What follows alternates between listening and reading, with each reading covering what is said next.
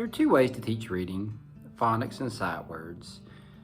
Teachers often teach students using both methods and think they're giving them the best of both worlds. They're not. The way to teach reading is phonics, just phonics, systematic phonics without teaching sight words. I'll make a slight exception to this later, but as a rule, I stand by the statement, phonics is the way to teach reading. So why do I say that teachers should teach reading use phonics and not by combining phonics with sight words? To learn to read correctly, students must learn to read from left to right. Letters and groups of letters stand for sounds, and these sounds go together to make words. When words are taught as sight words, students don't read from left to right. They try to take in the whole word at once. This leads students to guess at words based generally on shape, letter pattern, or even on the length of the word. Now, many of you were no doubt taught to read by sight.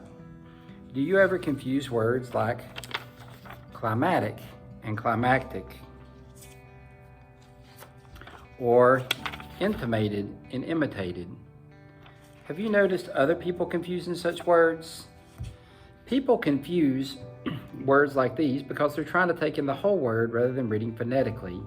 If you read from left to right, it's obvious that climactic has a C in the middle syllable, while climatic does not. And if you look at the words here, it's obvious that intimated starts with an IN and imitated starts with an IM. If someone reads phonetically, he'll not confuse those terms. A person that reads phonetically doesn't make that mistake, but if you confuse terms like this, you were probably taught to read, at least in part, by the word method. Now, I've personally seen problems that teaching sight words along with phonics can cause. I have a daughter that just finished first grade. I taught her to read phonetically. Her school teaches phonics, but also teaches sight words. Over the course of the year, I saw my daughter start to make mistakes in reading that could only be explained by trying to read a whole word at once, rather than by reading left to right. That is what teaching her sight words had taught her to do, even though she knows phonics. I tried to eliminate the problem by reading with my daughter and insisting that she read phonetically. Just this week, my daughter was reading a book and there was a passage that described the moon as a sliver. She read the word as silver. Why? Well, teaching her sight words had taught her to try to see and take in the whole word at once. Besides, it would make sense to describe the moon as a sliver or as silver. But as soon as she made that mistake, I asked her to read it again. I said, read it left to right, and she read the word correctly. Another reason that students should be taught to read phonetically is there's little reason for teaching words by sight. Most words in the English language are phonetic. Yes, English has more exceptions to phonics rules than many languages, but it's still a phonetic language. An easy proof of this is to examine the most common list of sight words used in education. Edward Dolch's list of high-frequency words. There are 220 words in Dr. Dolch's list, and somewhere between 150 and 218 of these words are phonetic, depending on how strictly one interprets the rules of phonics.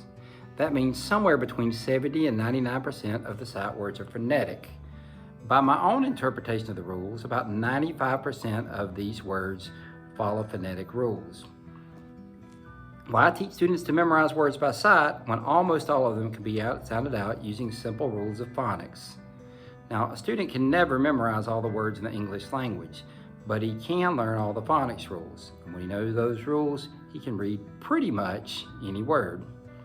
A third reason to teach reading phonetically is to teach spelling. In Why Johnny Can't Read, Rudolph Flesch emphasizes that reading and writing should be taught at the same time.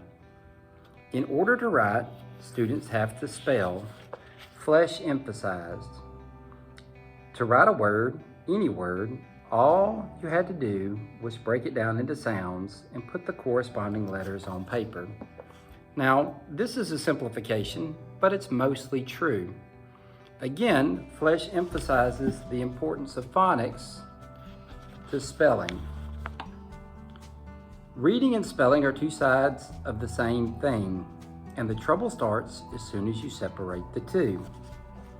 Now, there are words in the English language that don't follow simple phonetic rules, but these are relatively few. Students will eventually need to memorize spellings for these words, but most words are spelled just as they sound. A final reason to teach students to read by phonics rather than by using sight words is that students can approach more complex texts much earlier.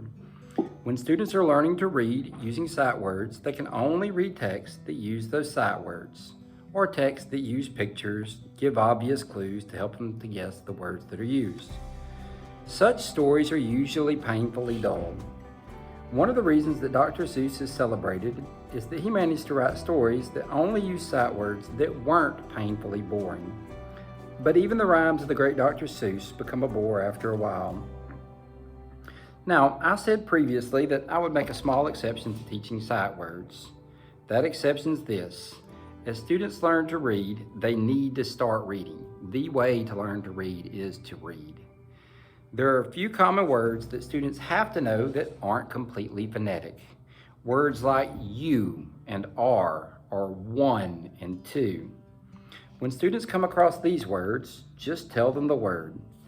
Don't do this for other words, though. Insist that students sound out words that are spelled phonetically, reading from left to right and combining the letters or groups of letters that make the sounds. Now, Rudolph Flesch knew this too. Again, in Why Johnny Can't Read, he notes, if you teach him phonics right along, he won't be confused by unphonetic words like was and done. So if you're a parent, teach your children to read with phonics. If you're a kindergartner or first grade teacher, teach your students to read with phonics and don't teach sight words. If you teach higher grades and have students that are struggling with reading, teach them phonics. If you tutor students that need help with reading, teach them phonics. If you're working with adults that struggle with reading, teach them phonics. In short, if you really want to teach a student to read, teach them phonics.